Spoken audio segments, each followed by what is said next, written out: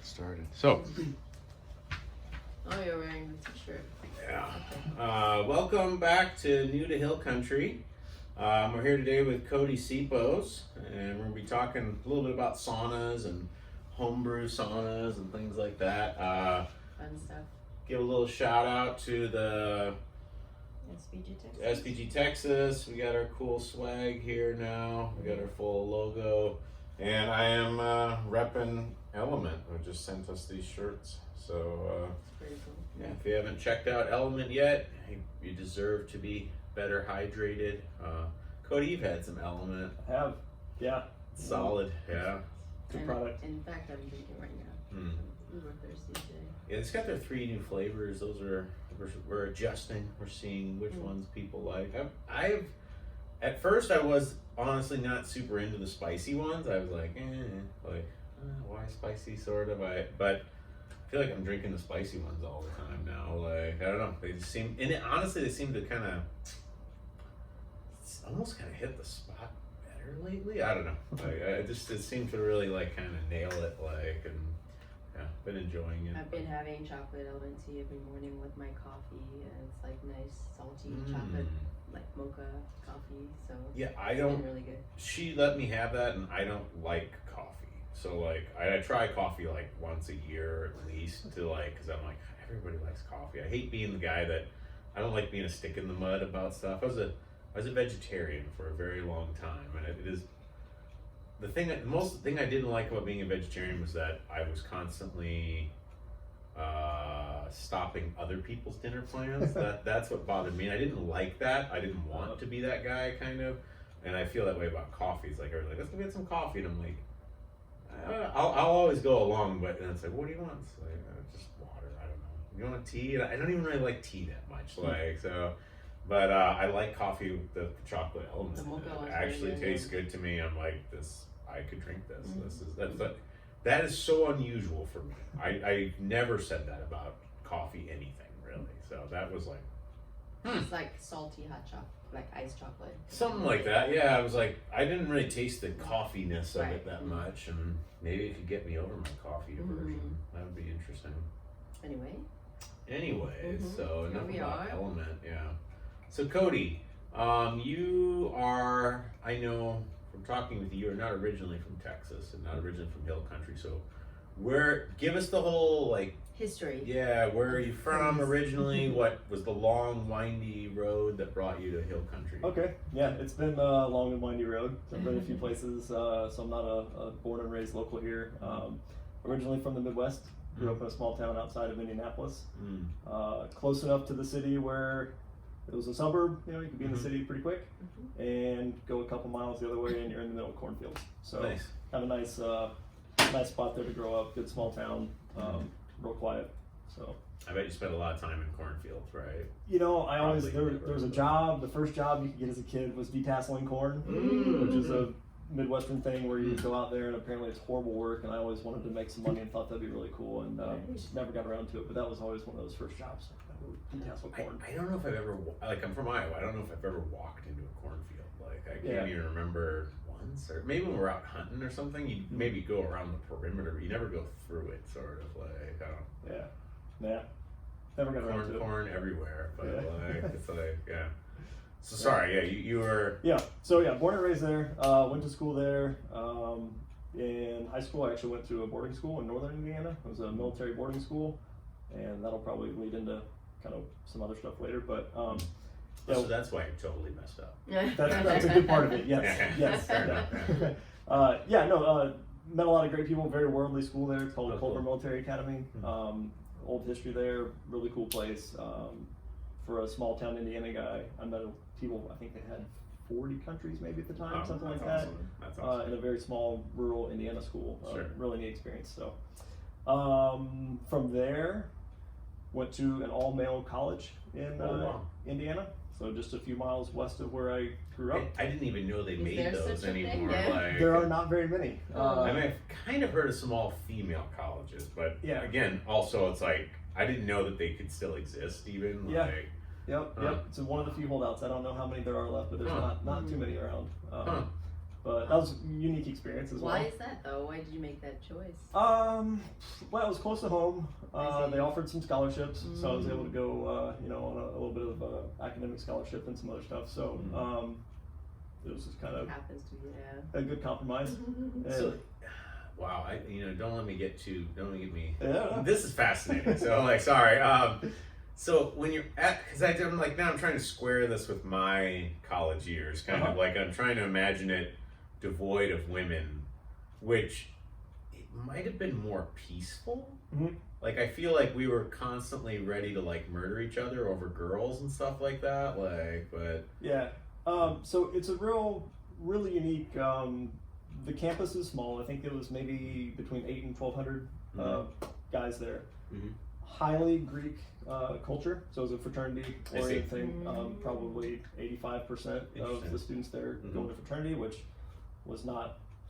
I've seen Animal House. I wasn't like, oh yeah, it's gonna be my college experience. But they all had their very unique attributes. But there was a heavy emphasis on kind of study hard, play hard. I Like see. it was a nice mix of, Sure. hey, Monday through Friday, you're here, you've got a job to do, study, do your academics, and then on the weekends, go out and have fun, be a college kid. Sure. So in that regard, it kind of was peaceful during the week. I can see that. Formed a really strong brotherhood. I see. 24 hours a day, basically living with people, 40, 50 other guys.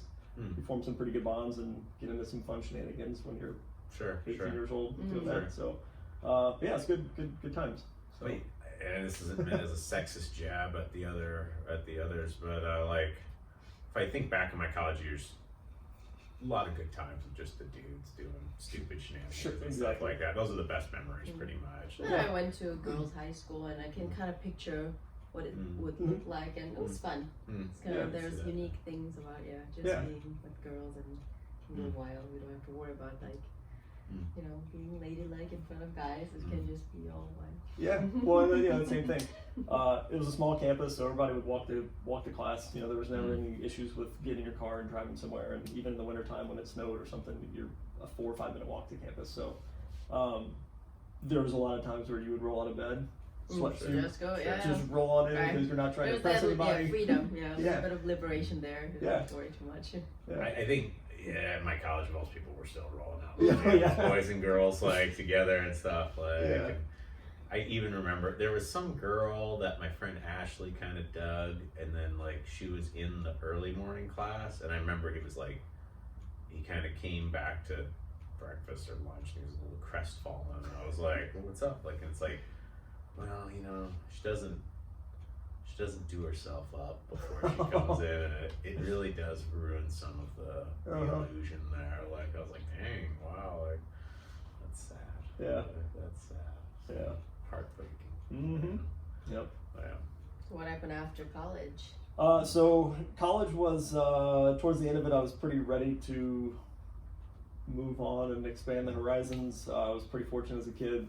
We traveled a little bit, nothing extravagant, but my parents lived in Colorado for a time, and so that was always kind of one of those mysterious, far-off places that we visited every now and then on a vacation. But I wanted to go west, and so as soon as college was done, I secured a job out in San Diego, which is about as far west as I could go and still stay in the continental U.S. So so I moved out there. And that was the day after I graduated. I had my car packed and solo road trip out to San Diego. So so I lived in San Diego for about 7 years. Okay. Really enjoyed it out there. Had a lot of fun. Good city. A lot of good stuff going on out there. But what was the job? Were you a pilot at the time too, or a different job? so your podcast with Mason, I loved because I was in the pool industry. Oh, interesting. Yeah, so growing up, my all through high school and college, summers and things like that, my family, my dad was a salesman, my mom worked in the office, my sister was in the service department, and I did that in the summers as well. So there were definitely moments when I was, and that was back, we were doing it over Skype, and there was times where he lost me a little bit. Oh, on yeah. some of the stuff with like, Technical terms, something yeah. Like, oh, okay. I remember that too. Yeah, I was oddly fascinated. Like, oh, cool. Yeah, my brother-in-law, he's still in the pool industry out west. So That's a cool. yeah, it's a funny family thing. But yeah, so that was how I had the job in San Diego. Was from our connections in Indiana doing the pool industry, nationwide company, and they got me a job out there that I interviewed for. And moved out there and quickly realized that I didn't love the inside sales type of job. And to kind of take it back to the military academy, they had an aviation program. Okay. So they have a strong summer school that they do there, but they also had their own airfield. I see. With planes and instructors. And so growing up as a kid, I had always wanted to fly.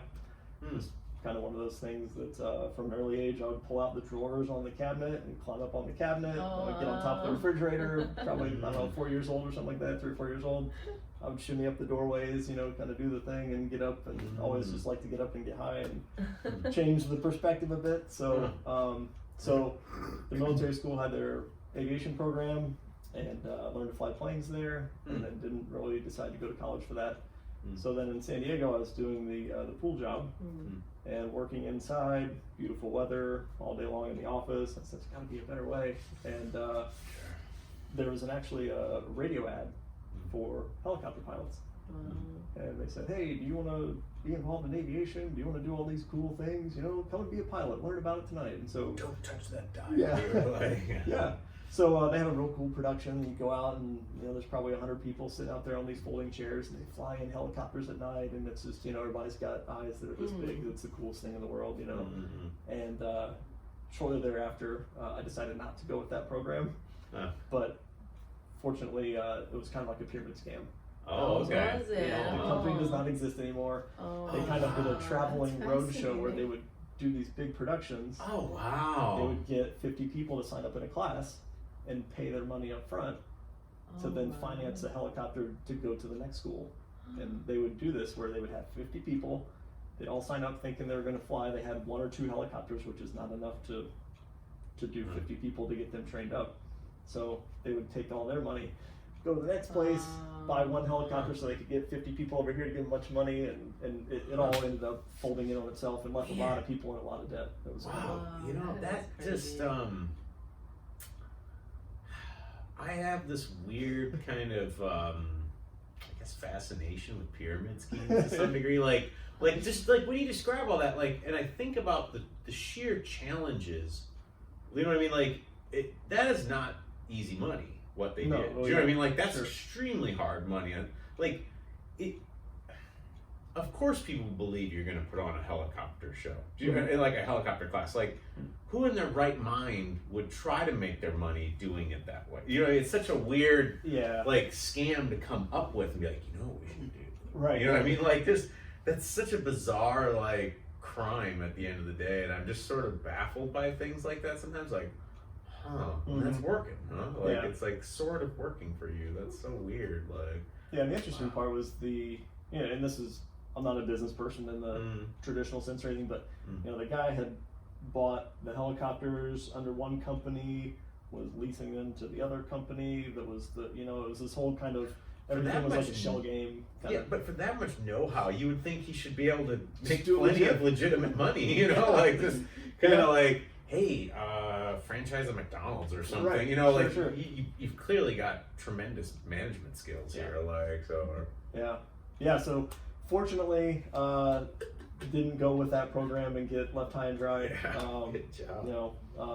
So pretty much any airport that you go around to, small county airports or things like that, they have somebody with an airplane or a helicopter and their instructor's rating, and they'll teach.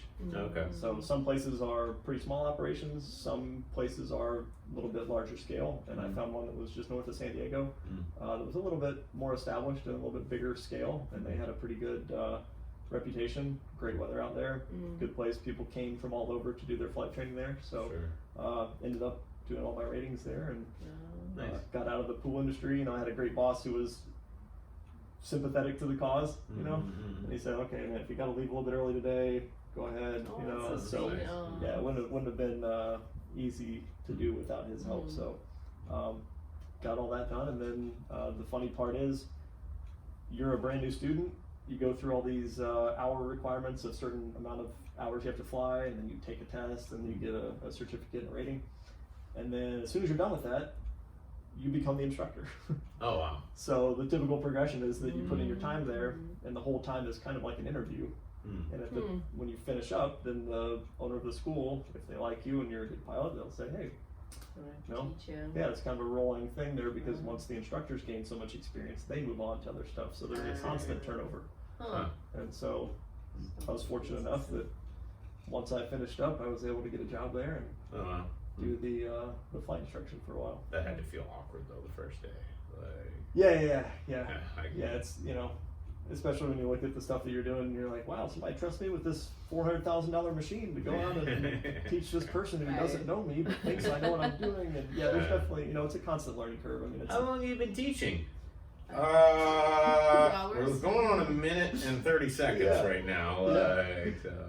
So you know, a testament to the school. They did a great job training all of us, and then, you know, great safety record and everybody. You know, for the potentials of danger there and flight instruction in general, it's actually quite safe. You know, surprisingly, not a lot of accidents really. That knowing what we know could happen. Yeah. So. How long did you teach there as an instructor? So I was there for about a year and a half. Okay. Year and a half there, still living in San Diego, and then the next progression on from there, in the helicopter world, you typically go and fly tours, like in Las Vegas or some other places, Alaska. You go into like an EMS job potentially, where you fly the air ambulance, or oil and gas offshore. And at the time, none of the other ones were hiring. When I finished up with my 1,000 hours was the mark that we had to get at that time. Nobody else was hiring but offshore oil and gas, which was the last thing on my list of places I wanted to go or things I wanted to do. But they were hiring, and so 2008 I got started down in the Gulf of Mexico, flying out of South Louisiana, doing offshore oil and gas, which was an eye-opening experience. And that's what brought you into this area, basically. Eventually, yep. So having the opportunity to work down there, I didn't live there initially because the operations offshore oil and gas, it's 365 days a year. So per regulations, you can't fly 365 days a year, and you can't really work Monday through Friday because they need stuff on the weekends as far as transportation goes. So in that regard, they break up our schedules to where we work 2 weeks on and 2 weeks off. It's a pretty standard schedule there. So that allows you the opportunity to live wherever you want, provided you show up to work on time. I see. Some folks live Seattle, California, New York, you know, folks live all over the place, because a lot of times, like I did my flight instruction in San Diego, well, if you have a house and kids and, you know, family over there, you still have the opportunity to come to work, make a living, and then go back home and have your time off. So they just fly out every time, basically. Yeah. I just think it's so it strikes me as very costly, but yeah, it can be. Certainly, you know, you're looking, then you have to have a second car that you leave there and park for the 2 weeks that you're gone, and plane tickets, and you know, your time and travel comes in your time off. So out of your 14 days, you may spend 2 of them traveling. So yeah, pros and cons. But you also don't have to uproot your family and move to South Louisiana. So which for some people is kind of a deal breaker. So I can understand that. Yeah. I don't mean anything against South Louisiana. Yeah. It just, not everybody wants to live there. Sure. Yeah. So why did you choose this area? So eventually, lived, so kind of to keep going on the storyline there, moved to Denver in 2010. Met my wife. She lived in Denver. I lived in San Diego, and went ahead and just moved out there because it was easier for me to move than for her to move. And then I took a job with the same company in an international assignment that was over in Nigeria. So I spent about 3 years working in Nigeria. Oh wow, with your wife? No, so that was an on and off schedule as well. So that was a 28 days on, 28 days off, since the flight was longer. Go do 28 days over there and come back. So that was an eye-opening experience. It was an kind interesting lifestyle, I would say. Yeah. Work for a month and then off for a month. When you're in Nigeria, are you, I guess, how am I trying to put this, as someone just who's been an expat, and are you in Nigeria or are you in the oil field? Like, it's kind of, you know what I mean? Like, it's like, I know a lot of military guys, you know, like I was in Korea or something, and it's like, But they were in the but base. they were in the base, and they didn't get that much off the base, kind of like, and and I was more of the latter. The job that I was working was assigned to Chevron, and Chevron at the location we were at, they had a compound that looked kind of like prison. It had dual razor wire, concertina wire around the outside. They had an airstrip the airplane flying out of. We'd fly out in helicopters. Had group housing, stuff like that. So, chow hall, all the stuff on base. Bowling? Any bowling? No bowling. There wasn't bowling. No. I see. No. When I did my military, I taught. I did a teaching internship in Baumholter, Germany, with the military, and I was very close to going to the Azores actually instead. In retrospect, I don't know what would have been better. I think I wanted to see more of Europe, and I think I had a great time for what I did. But like, one of my professors was like, Azores, just like, you got to go to the Azores, like, no one goes to the Azores. But I remember talking to people on the phone, and they were like, well, it's let you know, there's not a whole lot to do around here. We do have a bowling alley, though. Oh, nice. And that was it. That was like the only thing they could list as something to do. Yeah. I mean, in retrospect, there weren't, it was a different time where you couldn't just, now you can Google the Azores and see a million pictures and be like, wow. But at the time, it wasn't as dialed in. So I was looking at it, I was like, it looks all right. It didn't look like paradise kind of or something. So maybe that's where I missed out. Yeah. Did they have bowling? No. No bowling. We had a small fake putting green. So there was kind of golf. So Tuesday nights was golf night. Nice. They were pretty strict with drinking over there. There was a little bar, but occasionally for the expats they would allow us to have little functions, and Tuesday night golf was one of the functions that if we weren't on duty and there was enough time between our alcohol consumption and flying, they would. I guess that makes sense. At first I felt like, that sounds real, and I was like, oh wait, you're a pilot. Yeah. I guess you don't really want people. Yeah, that makes sense. Yeah, so occasionally we got to do that, and there were a few other expats there, but it was mostly local Nigerian folk that were there. So cool. Yeah, so that was kind of a cool experience. It was right in the bend there in Africa. Right there. So we were just north of the equator. It was fun. So after doing that for about 3 years, ready to settle down, and that's when I took a job back in South Louisiana, and that was actually a job where we moved down to South Louisiana. So moved there, did 5 years down there, and then to bring us back up to speed, about 2 years ago, moved back over this direction. I have a 5-year-old boy who was getting ready to get into school, and that wasn't the area where we wanted to make a permanent, get him into the school system there, all that kind of stuff. So, yeah. So you moved mostly for Archer? Yeah, mostly. Yep. I mean, kids were a big factor in our decision to move too. Yeah, as we grow up and become more adult, I suppose that's kind of the priority, right? Oh yeah. So currently live in Buda, just south of Austin, so just up the road here. We found a gym, jiu-jitsu gym here. Yes. Every 2 weeks, You found us through like Rob's Instagram, right?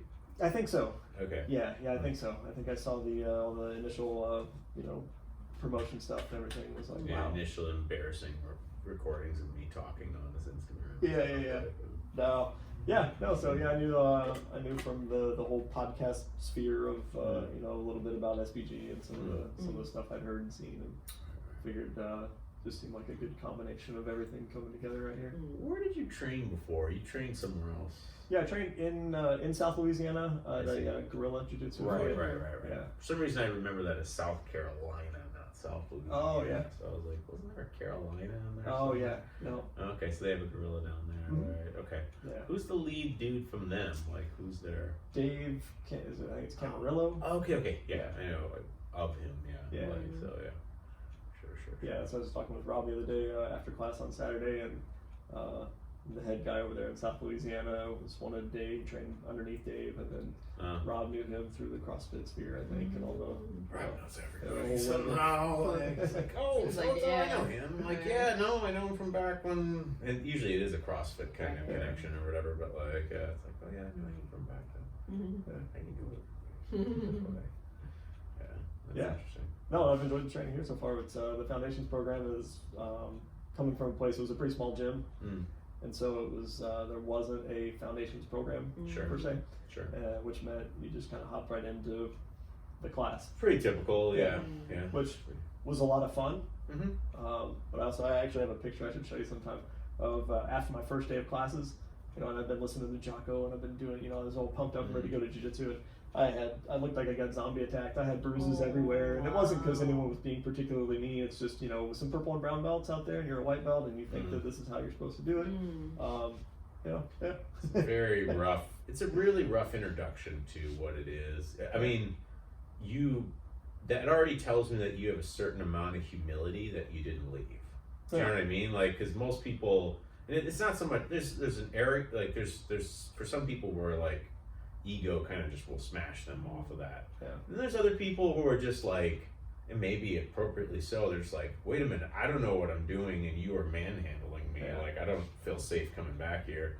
And then I think I was one of those people. That's how I started, where it was just welcome to the Terror Dome, sort of. And it's like, and I was like, I want to be able to do what they can do, kind of. Like that's what I felt, and I stuck with it. But yeah, I think having that soft intro of like, here's 16 fundamental things that at least if you can do this, no one's gonna probably be able to stop you on the street. We'll start talking about, and at least once you have that stuff, even just looking at my guys that are now going into the open mat stuff, and they're just like Rob and I were talking about, it's like there's no honeymoon beat up the white belt period. It's like they have good escapes for like every position, so they're not just doing some really stupid thing where you're just like, oh, I'm just gonna submit you here now. Like, I was gonna say, I think it's cool to have some tools to when you get in those situations when inevitably you're going to be there, that you go, oh, hey, I'm going to try this because it seems like something that we've learned already.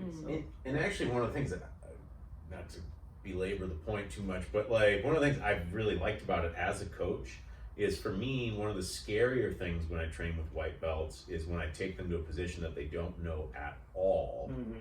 Because those are the positions where they're more likely to do something that will injure me, not necessarily stop me, but just injure me. Like that's where the elbows and the fingers and the everything get in weird places, and I'm like, what are you doing? Kind of like you can't see that. That's not gonna stop me, but like the next day my neck's all like, geez, he was elbowing me in the neck for like no reason, and so I've been actually very inspired to show everybody as many positions as possible, so they at least have a single painted layer of like, here's your base, here's your posture, so that you're not doing these crazy weird things. And also sometimes I'm worried about hurting them. Sure. So I'm like kid gloves the whole time, and then I'm like, you are rolling onto your neck, like, and I'm gonna have to try to take the weight off, and that might put pressure on me almost, like. So I've actually been super happy to like show them kind of proper things, so and then they don't muscle as much, and they don't like go as crazy too, so it all kind of works out in the end really well.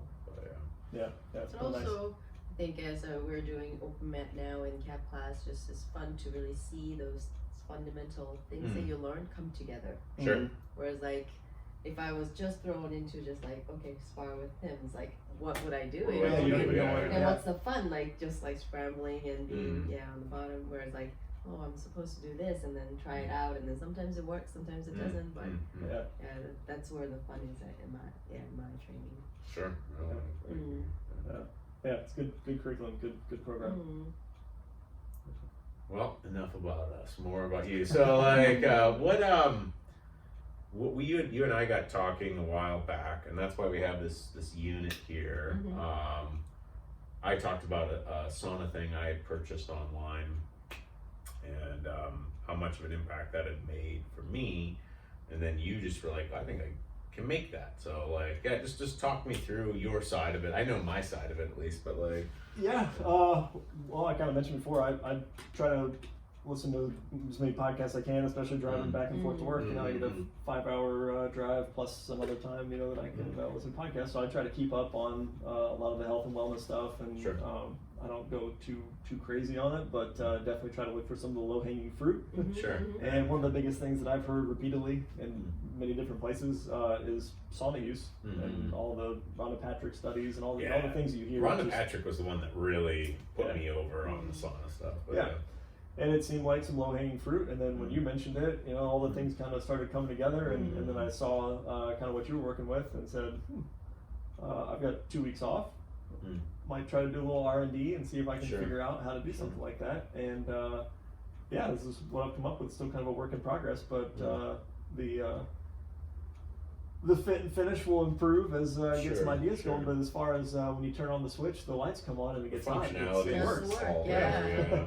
Yeah. So you know, after hearing your testimonial about it, I wanted to give it a shot, and I've been using it pretty much daily. Occasionally, I'll use it twice a day when I have the opportunity. Me too. Yeah. It's a great way to start the morning, and then a great way to finish up the day. And it's funny how it kind of, in the morning, it gets you going, and you feel great for the rest of the day, and then the evening, it winds you down, and you go to sleep great. So that's been my standout experience with this, and sorry, I should describe it for people that are just listening. So I had found out about this type of unit on the Healthy Rebellion with Rob Wolf's Healthy Rebellion. Someone had talked about this thing, this kind of cheap unit where you're basically just screwing in the red heat lamps that you could find at any Lowe's, Home Depot, or whatever, but it puts about 5 in a unit, and it kicks out good heat.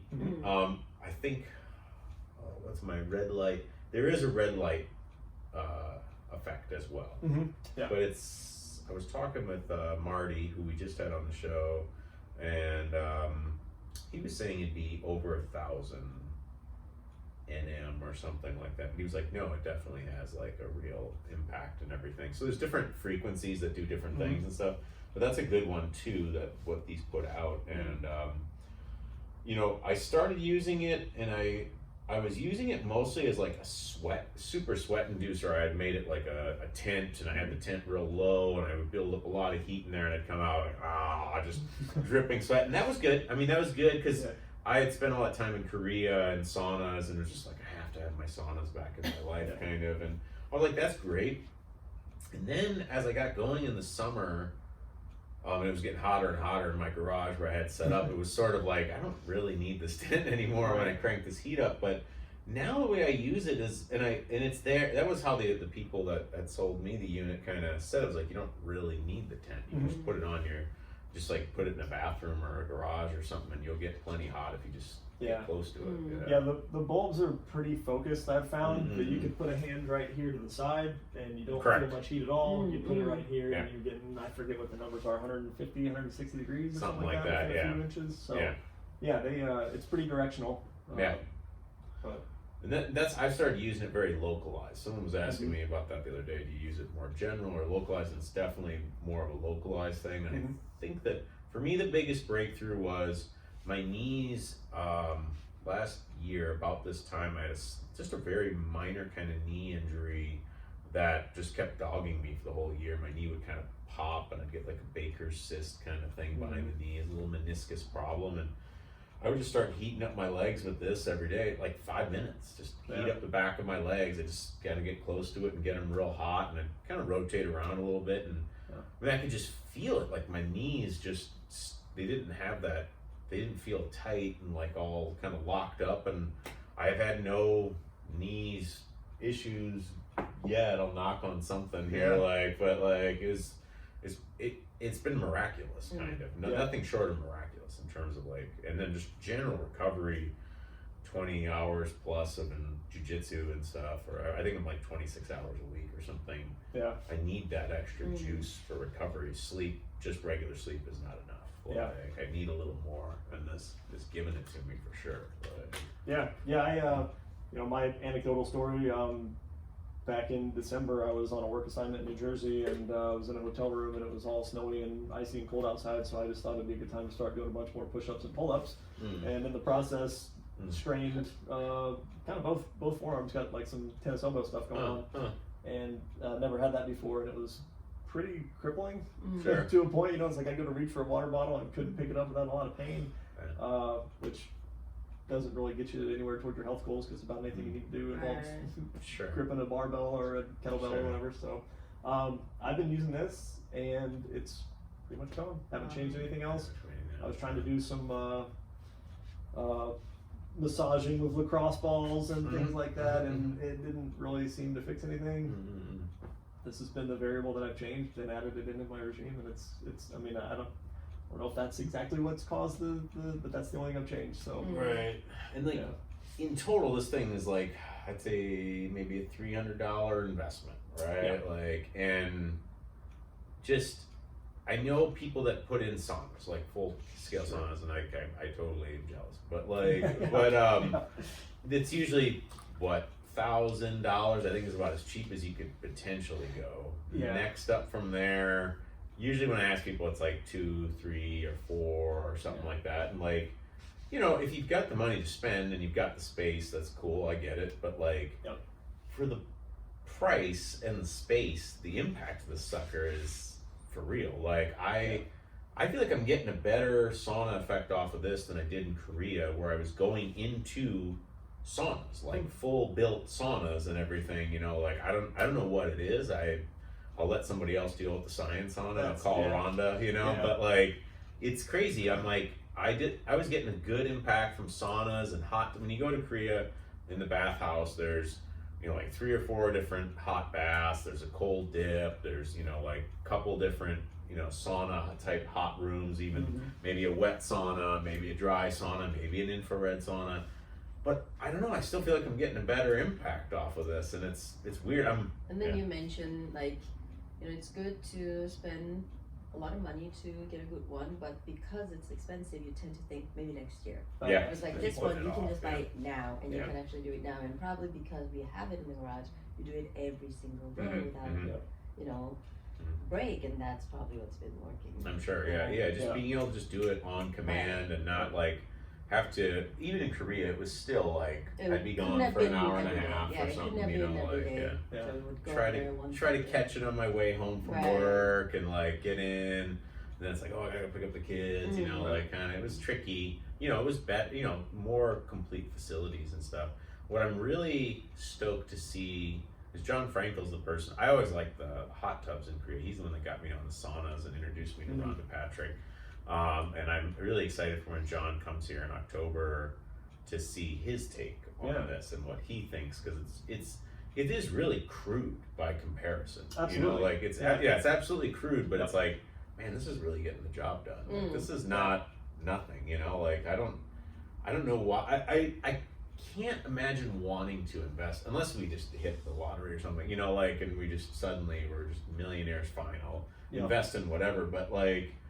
I don't feel much of a pull to want to invest in more. Like, it gets it done. So well, I mean, kind of the things that you both mentioned was exactly what I was thinking of when I whipped it out, because I said I don't have a room in my house, and I don't have the $1,000 to $5,000 to spend on that, you know. And they have them at some of the local gyms and things, but we're in September of COVID, and most people are working from home, and the gyms are shut down to a certain degree, and so to have something for a very minimal investment that's going to give you as good or 90% probably. I mean, I want to get as many of the guys in the gym on this, like, and one of the things that's awkward for me is like, you're making it, I'm selling it, and I don't. And I told you this when we talked about this. I was like, look, we're not gonna like retire off of this thing or whatever. Like, I don't think this is gonna be my day job. No, right, yeah. But it's like, but you know,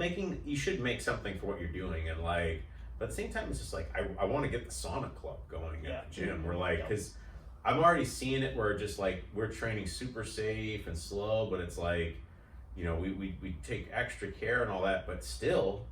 You know, they still get hurt or they just get tired. You know, they just sore. Like some of our dudes just work all day. You know, they work all day and on their feet with their hands. Then they come in and do another hour or two of jiu-jitsu, and it's like, eventually the body's just like, hey, I need a break, and it's like, this unit like really kind of keeps you going. Like, and I don't know. Almost feels like expedite the recovery, that you wouldn't need like many hours of sleep to recover, whereas like this one just like with 10 minutes. Yeah, and I'm no expert, but you know, Rob and Nikki just did their podcast on that, and they were talking about, you know, it's got even a cardiovascular effect, that it's getting the blood flowing, it's getting things moving, you know, it's it's such low hanging fruit. I'm pretty according to someone, I haven't listened to it, but according to his most recent podcast, I think he gave a shout out to me about this. He did, yeah. So like, and said like, well, I don't know, but he says he's getting that or whatever. Like, I was a little surprised that somebody told me that, and I was like, yeah, no, I'm always raving about it, like, because. Yeah. I mean, when you look at people go and spend whatever $100 for a massage or something like that. Oh my God, this the return on investment on this is so much greater than that. Like, it's like, And then like, I think for me, it's been working really well when I have like muscle cramp, like you know, neck like getting really stiff, and then usually Mike's been good, you know, is really good about massaging it and all that, but just this really loosens up that muscle tension and stiffness and. Because like if you leave it without really doing anything, it's really worse and worse, and so it's been really working well for me on that front. I pretty much I do the whole body, but I really am pretty big on just blasting my legs twice a day. I've just found over the years doing jiu-jitsu that at a certain point, my despite my best efforts, it's like my legs just start tightening up after a certain amount of overtraining or something like that. And it's impossible as a coach not to overtrain. Like I wouldn't put these kinds of hours in jiu-jitsu if I wasn't the head coach or whatever. I love it always, but like there's definitely like, I don't know who, I think it was Hodger Gracie who was like, for me, like if I just do like, I just want to do like an hour of jiu-jitsu a day. Just like I'm not trying to do like 20 hours a day or something like that. That just, road to injury basically. He's like, I just get in a good hour, real focused, and then just move on, kind of like. And I probably want more than him, but like, but still, also, I'm not talking about high intensity training either for that amount of time. Competition camp. No, thank you. Like, unless you're close to competing, I feel like, and that's like, within a month of that, it makes sense. But everything outside of that is not really, you're not training for longevity. So, this has been pretty awesome. You were kind of working on a red light unit. Did that ever come to fruition, or was it trickier? That's probably going to be a winter project. Fair enough. Yeah, this is kind of going to be the focus here coming into fall, and then winter time will probably be a little bit. It's a little, it's shrunken down. It's kind of what we're looking at, kind of like maybe a handheld type of focused device that's going to be a little bit. It's a little more minute with the parts and things. You can pull it off really quickly. Yeah. Like we talked about it, and then just like next class or next week, you just brought it. It's like I'd like to it's been pretty alter the design a little bit, maybe to make it so it can be shipped out to where it would disassemble a little bit easier. Maybe have a little bit broader base, but like I said, those are just kind of design features. The rest I'm pretty happy with. It's going to get the job done. So we'll see if we can't make a few positive changes and. That would be awesome, Yeah, I'm kind of planning in maybe later, like November or something, having like sauna month or something. Like people who, if you hit the sauna every day, will give you like a patch for it and stuff like that for your gi and like kind of encourage people. Like to set it up here at the gym, so because people do say like, oh, they're sore after this and that, and it's like, why don't you just do 10 minutes or 20 minutes before and after, and after class and. Yeah, we'll set it up in the gym here so people can kind of get to know it. Like once you've felt it, I think it really, I haven't really met anybody who's like does sauna and say they didn't like it. Yeah, you know what I mean? Like once you do it. Once you do it, that's what that is. Like. I was surprised at how quickly you get hooked. Right. You're raving about. You said, I don't know. I feel better. Everything feels great. Right. When I got my first one made, I go, wow. Yeah, this is day 2. Yeah. I feel better. Like, I feel hooked. I can't wait to keep doing this. And what I've been finding now that like I thought I was doing sauna a lot in Korea, and it was really only 2 or 3 times a week tops. And that was good weeks. There's probably weeks where it was once or none, maybe. Right. And now that I'm actually doing it every day, what I'm finding, because we were talking about this before, that sweat. Like sometimes you sweat a lot, sometimes you don't. In general, I am finding myself to sweat way less in front of the unit, and even just at the gym.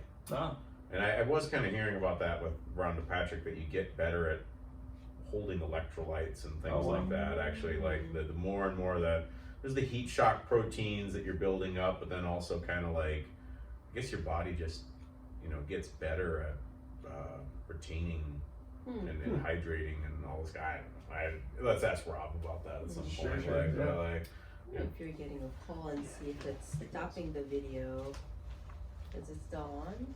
Appears to still be on. Okay. Yeah, but not a bad idea for me to pause it right now Right. again and check that. We have had that problem, so. But I mean, I can think of a few guys who are here training and sweat like crazy. I know. And I don't mind, them sweating, but just like if it's a sign up there, dehydration and some body imbalance or whatever. Yeah. Oh, there's someone in particular that I want to get him on the sauna. So yeah, I want to Let's kind of see. put him like He a sweats a guinea lot, pig and I'm like, let's see if dude, it works. Yeah. I bet we change your life with Right. the sauna. Like, Because I bet yeah, just, like, I'm sure he's like super dehydrated, sweating that Something, much yeah, with the something same to amount say, of workout yeah. that we do, like double the amount. So yeah, it would probably be like transformative for him. Like he has something that needs I'm release excited or to. something. Yeah. Again, like Michael Hines, MD, talking I was over gonna say, here. I have no I'm just ready to idea. do it over here. Like, hey, it worked for me. Hopefully, it works for Yeah. you. Give it a shot. Let me know. No, I think, I'd like to get. I'd really like to get a few more of those guys to really get. We need to set it up and kind of get the protocols, like bring your towel, bring your this, like we get a chair and stuff, and And then I make sure. can disinfect every time. Yeah, Spray, yeah. But it should be good. Once people see it, I think that will be a big change.